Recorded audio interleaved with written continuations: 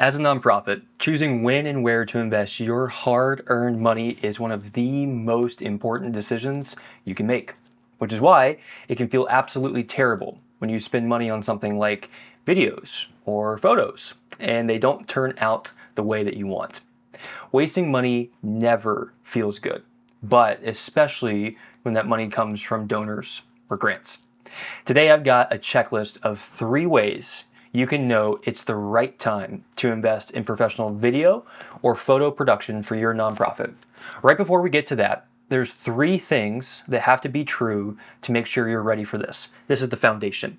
Number 1, you as a nonprofit know who you are. This means we have to start here.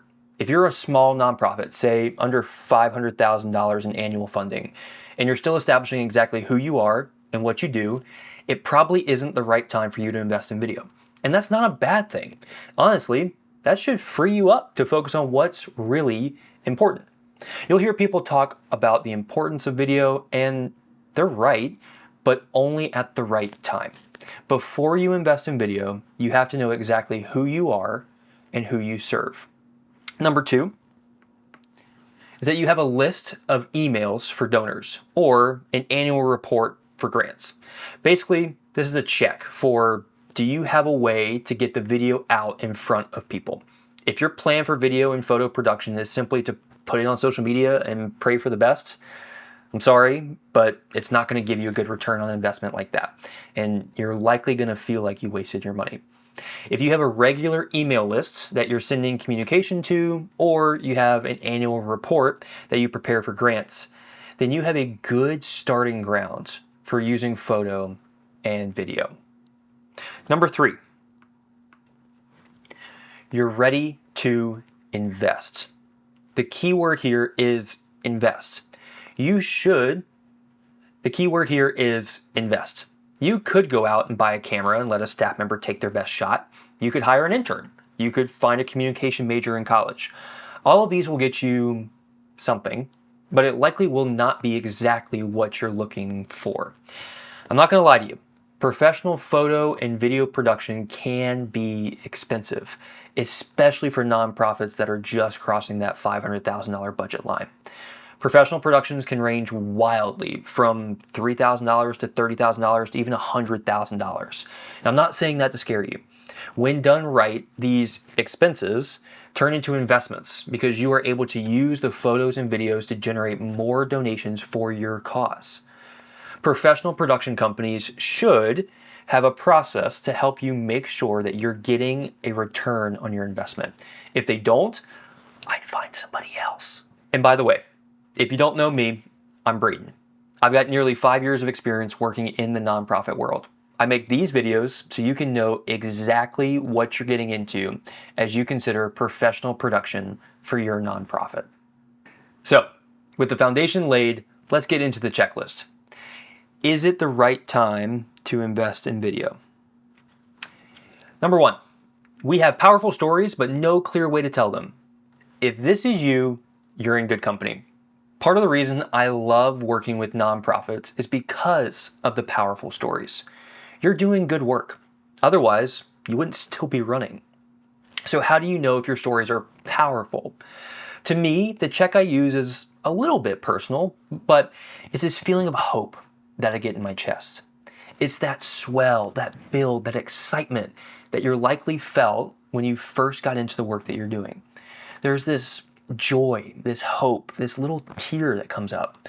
When you're getting that feeling while listening to a story, you know you've got a powerful one. That's what I use. If you're struggling with a clear way to tell them, this could be the conversation like we covered in the foundation. It could be a marketing question. Do you have the right tools and team in place to tell others about the work you're doing? Do you have a plan laid out for how that team is going to accomplish its goals? Have you given them talking points, them being your marketing team? Getting clear on what stories are most important and what is the best way to share these stories can help you and your mission tremendously. Number 2, we have noticed that our fundraising emails and posts aren't getting much traction. If you're sending donor emails or using social media for fundraising, this can be brutal. it can feel like a complete waste of time. The first question that I would ask is, what is the story you're telling people in these campaigns? Are you talking mostly about yourself, or are you showing the impact of your work? Because there's a difference. Here, let me show you. If I said, "Hi, my name is Braden, and I'm raising $500 so I can help old people cross the street. In the last year, I helped 51 old people across the street, and I'm hoping to do another 50 this year." Versus, there are 200 old people who need help crossing the street annually in Baltimore. Without help, they get stuck, causing massive traffic jams in the city and emotional distress for the old people. I'm Braden, and with your help, last year I was able to help 51 of those people across the street, saving time and giving hope. Will you give $25 today to allow me to help 50 more old people next year? Did you hear the difference? The first one is all about me, and it's mostly stats. It starts with I. The second story that details a problem before it ever talks about me is the better one. Thankfully, as a nonprofit, you are already solving a problem. The shift is you need to tell more people what that problem is that you're solving before you talk about yourself. And for the record, I'm not raising money, so don't give me any money. Not like that.